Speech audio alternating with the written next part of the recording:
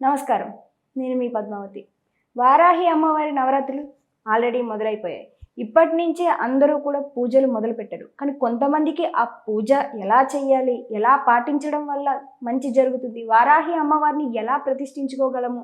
అనేది కొంతమంది మాత్రమే పాటించగలుగుతారు. మరి కొంతమందికి అది ఎలా చేసుకోవాలో కూడా సరిగ్గా తెలీదు. మరి అలాంటి వారికి ఇలా చేసుకోవడం వల్ల అమ్మవారిని చూడగలము అనే విషయాన్ని క్లుప్తంగా తెలుసుకునే ప్రయత్నం అయితే చేద్దాం. అండ్ మీరు కూడా చూడండి అండ్ తెలుసుకోండి, ట్రై చేయండి. అండ్ మీకు వివరంగా చెప్పడానికి మనతో పాటు విరాట్ గారు ఉన్నారు. ఆయనతో మాట్లాడే ప్రయత్నం అయితే చేద్దాం. నమస్కారం అండి విరాట్ గారు. వారాహి అమ్మవారి నవరాత్రులు మొదలైపోయాయి. అంటే ఏ విధంగా చేయడం వల్ల అమ్మవారి హస్తం మనపై ఉంటుంది? ఖచ్చితంగా మేడం. వారాహి అమ్మవారు ఎవరైతే మనం చెప్తున్నామో శ్రీ లలితాదేవి పరమేశ్వరి పరబ్రహ్మ స్వరూపిణి అని మనం చెప్తాము. ఆమె సర్వసైన్యాధ్యక్షురాలు, సర్వశక్తిమై ఉగ్రస్వరూపిణి వారాహి. అందులో సౌమ్యం కానీ అనేక రకమైన సిద్ధులు కలిగించే మంత్ర విధానాలు ఉన్నాయి. వారాహి మంత్రం మీరు సాధన పరులు సాధారణంగా వారాహిని ఇప్పుడు నవరాత్రుల్లో గుప్త నవరాత్రులు మనం ఇప్పుడు జరుగుతున్నవి ఏవైతే ఉంటాయో వీటిల్లో సాధారణంగా అర్చనా విధానంలోనే వీళ్ళు వెళ్తుంటారు, భక్తిభావంతో చేస్తుంటారు. అంటే వాళ్ళకి అది ఒక రకమైన తృప్తి ఇస్తుంది. అంటే మనం వేరే వేరే సిద్ధులు కూడా అవసరం లేదు, ఆ తల్లిని పూజించుకుంటే చాలు అనే భావంతో గృహస్థులు కానీ చాలామంది కూడా ఆమె మీద నమ్మకంతో, ఆమె మీద భక్తితోటి అర్చన కార్యక్రమాలు కానీ లేదా సహస్రాధికంగా సహస్రనామాలు కానీ నిత్య నైవేద్యాలు ఏ అయితే ఉంటాయో ఆమెకు ప్రీతిపాత్రమైనవి కలశ స్థాపన చేసుకొని ఇంట్లో చేసుకునే వాళ్ళు చాలామంది ఉన్నారు. అలాంటి వాళ్ళు భక్తిభావం వాళ్ళకి మనం ఇవ్వగలిగేది ఏం లేదు, ఎందుకంటే వాళ్ళ భక్తే వాళ్ళకి రక్ష, ఆ తల్లి అనుగ్రహం ఉంటుంది.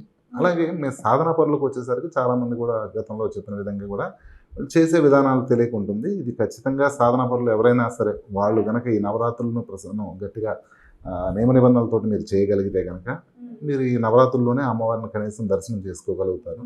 ఖచ్చితంగా మీరు సాధన మార్గంలో మీరు వెళ్ళేటప్పుడు అతి తక్కువ ఆహారాన్ని మీరు పాటించండి. ఈ నవరాత్రుల సమయంలో అల్పాహారం ఏదైతే ఉంటుందో చాలా కడుపు అనేది దాదాపుగా 60% ఎంటీగానే ఉంచండి, 30% వరకు తినండి ఎక్కువగా. ఇది మీకు చాలా ఉపయోగపడుతుంది. ఎందుకు అంటే ఈ పదార్థాలు తీసుకోవాలి, పూర్తిగా మీరు శాకాహార విధానంలో వెళ్ళండి. అంటే దేవతకి వారాహి అమ్మవారిని కూడా తామసిక విధానంలో చేస్తారు, అది సాధన విధానం. అది వాళ్ళ మంత్ర ప్రకారం వాళ్ళు చేసుకుంటూ వెళ్ళిపోతుంటారు. ఇక్కడ నేను చెప్పింది ఏదైతే ఉంటుందో ఈ అమ్మవారి పూజ కార్యక్రమాలు ఇప్పుడు సాత్విక పద్ధతిలో చేసే సాధకులు ఎవరైతే ఉన్నారో తక్కువ ఆహారం మీరు తీసుకోండి. అంటే నేను చెప్పడానికి ప్రతి చిన్నగా ఉంటుంది, కానీ దాని ప్రభావం మీరు సాధన కూర్చున్నప్పుడు మీకు చాలా పీస్ఫుల్గా డెప్త్కి లోపలికి వెళ్ళి సాధన చేయగలుగుతారు. మీరు కొంచెం బరీగా తినేసి మీరు కూర్చోవడానికి చాలా ఇబ్బందిగా ఉంటుంది. సాధన మార్గంలో మీరు చేస్తున్న మంత్ర జపాన్ని డెప్త్కి అంటే లోపలికి వెళ్ళి మీరు ధ్యాన స్థితిలోకి మీరు వెళ్ళి దాని పటుత్వాన్ని అంటే దాని సామర్థ్యాన్ని మీరు తెలుసుకోలేకపోతుంటారు, అంటే దాని శక్తిని మీరు చూడలేకపోతుంటారు. ఇలాగ మీరు 9 రోజులు కాదు 41 రోజు చేసినా కానీ చాలా వృధా వేస్ట్గా ఉంటుంది. చక్కగా మీరు స్థిరంగా కూర్చోండి ఒక చోట. ఖచ్చితంగా మీరు ఆసనం ఏదన్నా మీరు క్లాత్ వీటికి సంబంధించింది ఏదైనా వేసుకోండి. అమ్మవారి మంత్రాన్ని రక్షగా జపం చేసుకొని అమ్మవారిని రక్షణ కోరి మీరు ఖచ్చితంగా సాధన ప్రారంభించండి. కనీసం 4 గంటల ముందు మీరు ఏమీ తీసుకోకుండా సాధన అంటే మీరు రాత్రి సమయానికి నేను ఎక్కువగా ప్రిఫరెన్స్ ఇస్తుంటాను మంత్ర సమయాన్ని, ఎందుకంటే ఏకాంతంలో ఉంటుంది. శక్తి ప్రకటితమయ్యే సమయం కూడా సాధారణంగా రాత్రి సమయం. అందులో అమ్మవారు ఉగ్రస్వరూపిణి, సాధన చేసేవాళ్ళు ఆసక్తి ఉన్నవాళ్ళు ఎవరైనా సరే ఈ విధమైన మార్గాన్ని మీరు ప్రారంభించవచ్చు, ప్రాబ్లం లేదు. మీ మంత్ర జపాన్ని మీరు ఏదైతే చేస్తున్నారో శరీరాన్ని మినిమం అరగంటకి తక్కువ కాకుండా మీరు ఎప్పుడు కూడా అసలు కదల్చమాకండి. అంటే ఒకవేళ ఎట్టి పరిస్థితుల్లో ఏది జరిగినా సరే మీరు మామూలుగా చేయండి. 2-3 రోజులకి మీకు ఒక స్థిరత్వం ఏర్పడుతుంటుంది. అలాగే ఆహారం అనేది చాలా తక్కువగా తీసుకోండి, తక్కువగా మాట్లాడండి, మంత్రస్మరణ అనేది చేస్తుంది. అమ్మవారు వారాహి అమ్మవారు ఎవరైతే ఉన్నారో మీరు వాళ్ళకి ఖచ్చితంగా ఉదయము సాయంత్రం ముందు నైవేద్యాలు నిత్య దీపారాధన అనేది ఏదైతే ఉంటుందో అది మీరు చేస్తుంటారు సాధారణంగా, మనం చెప్పేది ఏం లేదు.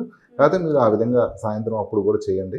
రాత్రి సమయాల్లో సాధన చేసే వాళ్ళకి మాత్రం నేను చెప్పిన మార్గంలో అలాగే చేయండి, ఖచ్చితంగా ఫలితం ఉంటుంది. ఉదయం సమయంలో కంటే సంధ్యా సమయంలో చేసే పూజ ఎక్కువ ఫలితాన్ని ఇస్తుంది అని అంటారా? భక్తికి అలాంటిది ఏం లేదు, కాకపోతే మంత్రసిద్ధికి అనేది మాత్రం నేను చెప్పిన విధానము సమయం ఏదైతే ఉంటుందో అది కొంచెము అంటే స్త్రీశక్తికి సంబంధించిన ఏ దేవతా మంత్రాలైనా సరే అందులో కొంచెం ఉగ్రదేవతారాధనకు సంబంధించిన మంత్రాలు రాత్రి అతి శీఘ్రంగా సిద్ధిస్తాయి.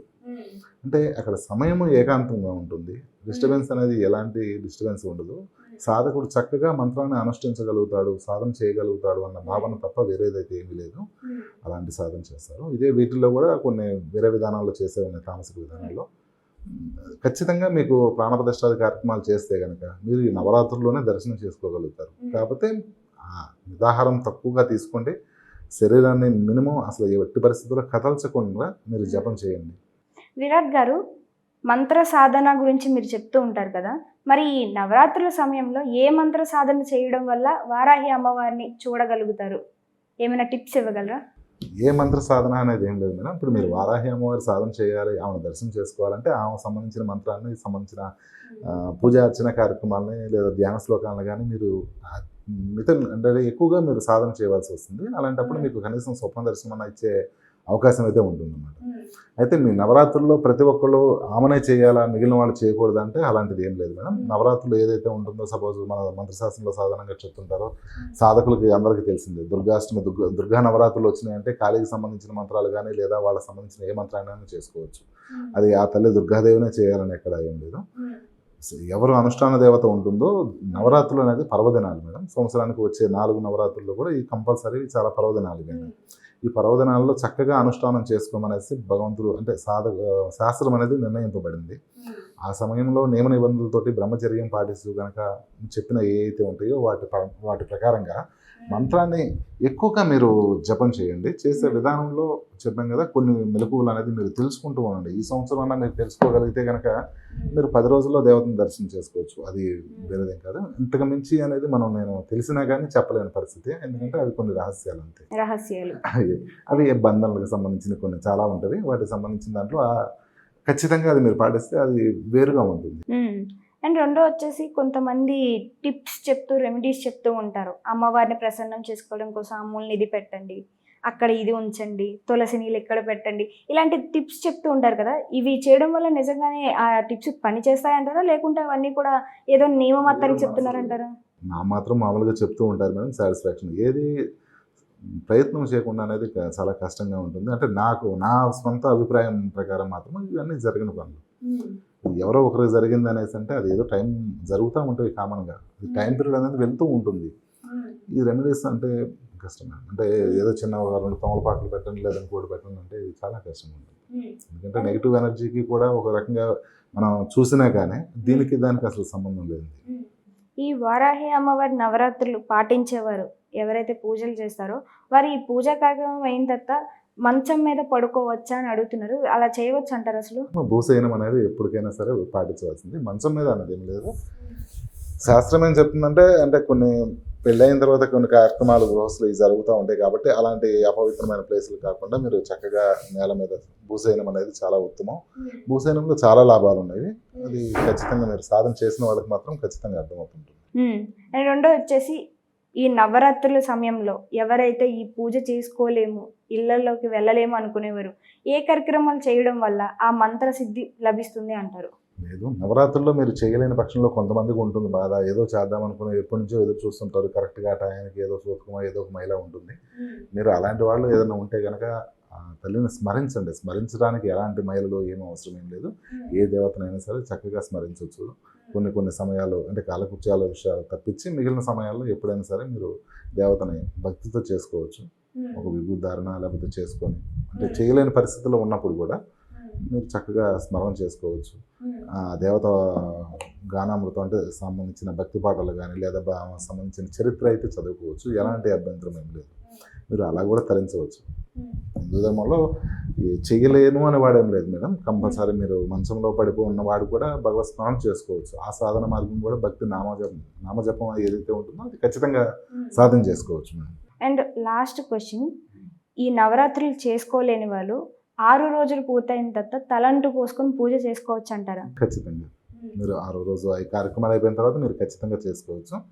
అలా కుదరని పక్షంలో నవరాత్రులకి సంబంధించిన వాటిల్లో ఎక్కువగా అంటే ఒక తిథో ఏదో ఒకటి ఉంటుంది ప్రత్యేకంగా. కనీసం ఆ రోజన్నా మీరు అమ్మవారిని చక్కగా అర్చించి మీ శక్తి కొలది ఆమెకు నైవేద్యాలు కానీ ఏదైతే ఉంటుందో అది పెట్టి ఒక కనీసం మీ శక్తి కొలది 2-3 కన్నా భోజనాలని డొనేట్ చేయగలిగితే కనుక చాలా తృప్తిగా ఉంటుంది వాళ్ళకి. ఓకే. వారాహి అమ్మవారికి ప్రీతిపాత్రంగా ఏ నైవేద్యాలు పెట్టడం వల్ల అమ్మవారు ప్రసన్నమవుతారు? సాధారణంగా సాధనలో అయితే మీరు మామూలుగా వీళ్ళు చెప్తుంటారు కదా, మంత్ర సాధన కొన్ని నిబంధనలు ఉంటాయి. ఆ మంత్రానుగుణంగా నైవేద్యాలు అనేది కొన్ని జరుగుతుంటాయి. అలా కాకుండా భక్తి మార్గంలో మేము వారాహి అమ్మవారంటే మాకు ఇష్టం అండి, మేము సాధన చేస్తుంటాము అనుకున్న వాళ్ళకి మాత్రం ఖచ్చితంగా వాళ్ళ శక్తి కొలది. అంటే మీరు నిత్యం రోజు కూడా అమ్మవారికి ఒక మనిషి మీరు ఏదైతే భోజనం వండుతున్నారో ఆ రోజు ఈ నవరాత్రుల పర్వదినాల్లో పవిత్రంగా వాళ్ళు పెట్టవచ్చు. ఆమెకు సంబంధించిన చిత్రాన్నాలు ఏదైతే మన శక్తి ఉంటుందో అది పెట్టవచ్చు. సాధారణంగా శాస్త్రంలో ఏం చెప్తారంటే కందకు సంబంధించిన అంటే భూమికి సంబంధించిన దుంపలు, పళ్ళు లేదా దానిమ్మ పళ్ళు ఇవి అనేది ఆమెకు ప్రీతిపాత్రం అనేసి మంత్రశాస్త్రంలో కొన్ని ఉంటుంది. ఆ విధానంగా వాళ్ళని ఆమె దేవతను ప్రసన్నం చేసుకోవడం కోసం పెడుతూ ఉంటారు. ఇది ఒక భక్తి కోసం దేవతకు మనం చెల్లించేది. అలాగే దాంతోపాటు ఆత్మార్పణం అంటే మనం మనస్ఫూర్తిగా మనం చేయగలిగితే కనుక అంతకు మించిన నైవేద్యాలు అయితే భగవంతుడికి ఇంకేం అవసరం లేదు. ఆత్మార్పణం అంటే భగవంతుడు నమ్మి మనం చేయగలిగితే అదే నైవేద్యం కింద తీసుకోగలుగుతారు. ఎలాంటివి ఏం లేదు. అంటే మీరు పెట్టే ఆహారాన్ని ఆశీర్వదించగలుగుతారు. అది ప్రసాదంగా మనం తీసుకున్నప్పుడు ఆ సంబంధించిన అనుగ్రహం ఏదైతే ఉంటుందో అది మనకు సంప్రాప్తిస్తుంది. నిజంగా చాలా మంచి విషయాలు తెలుసుకున్నాం ఈరోజైతే. విరాట్ గారు చాలా చక్కగా వివరించారు. అండ్ మీకు కూడా వారాహి అమ్మవారి నవరాత్రులు ఏ విధంగా చేయడం వల్ల అమ్మవారిని ప్రతిష్ఠించగలుగుతాము, ఏ విధంగా చేయడం వల్ల అమ్మవారి అనుగ్రహం మనపై ఉంటుందో మీకు కూడా అర్థమై ఉంటుందని అనుకున్నాను. అండ్ ఇలాంటి మరెన్నో విషయాలు మీకు తెలియజేసేందుకు నేను నిత్యం ప్రయత్నిస్తూనే ఉంటాను. మీకు కూడా ఏమైనా